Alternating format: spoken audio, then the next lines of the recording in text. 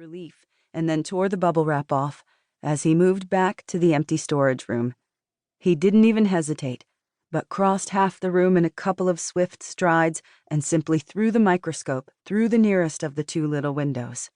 Glass shattered, and Mac jumped back as the flames exploded inward as if eager to get in. They were followed by rolling smoke that quickly surrounded him, making him choke as he yelled for help. He was shouting for the third time when dark figures appeared on the other side of the fire, now crowding the window. He thought he could make out two men in bulky gear, what he supposed was the fireman's protective wear, and then someone shouted, "Hello? Is there someone there?" "Yes," Mac responded with relief.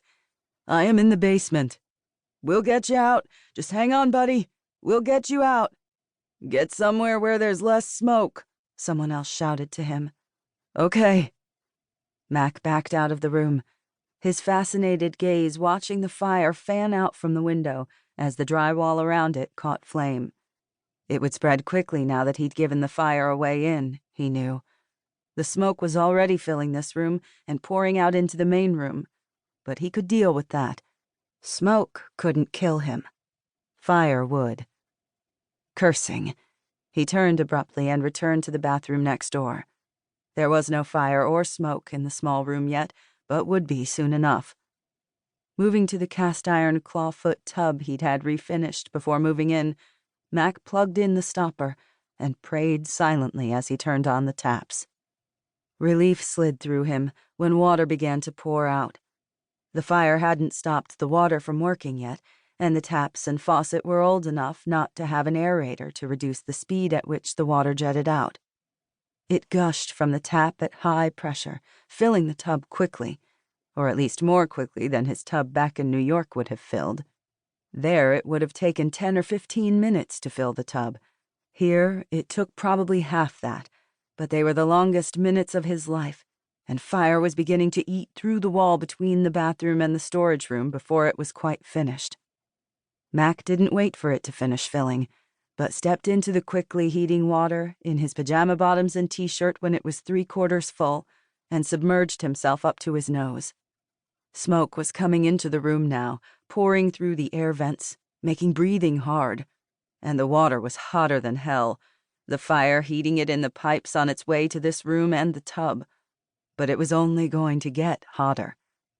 The one wall of the room was now a mass of flames, and the fire was eating its way into the two connecting walls as well. The linoleum tile on the floor was catching flame and curling inward toward the tub. The water he was in would be boiling soon, by his guess.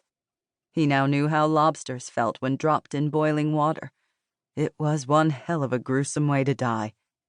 But it wouldn't kill him. As long as he didn't catch fire, he would survive. But Max suspected he'd wish he was dead before this was over. Chapter 1. The reception room of the police station was empty when CJ entered. Not a big surprise.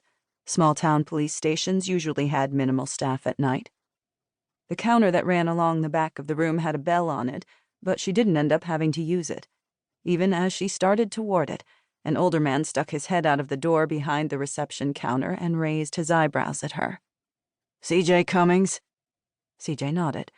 "Captain Dupree?" "That's me," he assured her, and then added with no little bit of irritation, "I've been waiting on you." CJ allowed her eyebrows to rise slightly, but merely said, "It's not quite midnight. We agreed I should be here at midnight when Jefferson got off shift." "Yes, we did," Dupree acknowledged testily. "But when we made that plan, I didn't know some firebug would take it into his head to burn down one of my citizens' houses while he was still in it. Had I known that was going to happen, I'd have gotten a contact number from you. I've been stuck here waiting on you before I could go out there and walk the crime scene." CJ's eyebrows had risen higher and higher as he spoke. Now she said, "I don't really see why you felt you had to stay here, Captain. It's Jefferson I'm here to interview. You don't need to be present for that."